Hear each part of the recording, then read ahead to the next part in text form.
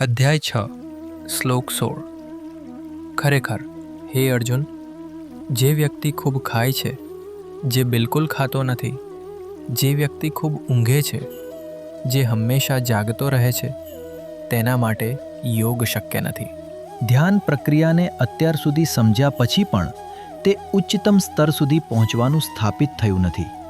તેથી ભગવાન હવે આપણને રાજયોગ, જેને ધ્યાન યોગ તરીકે ઓળખવામાં આવે છે, તેના માર્ગમાં પાછા પડવા માટેનું કારણ બનતી મુશ્કેલીઓ વિશે ચેતવણી આપે છે.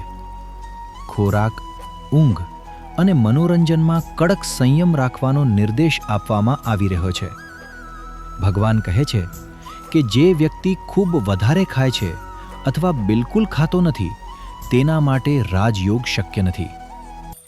અહીં ભગવાનનો અર્થ છે કે ફક્ત મોં દ્વારા ખાવાની પ્રક્રિયા જ નહીં, પરંતુ તેમાં ઇન્દ્રિયોની અનુભૂતિ અને આંતરિક અનુભવોનો પણ સમાવેશ થાય છે.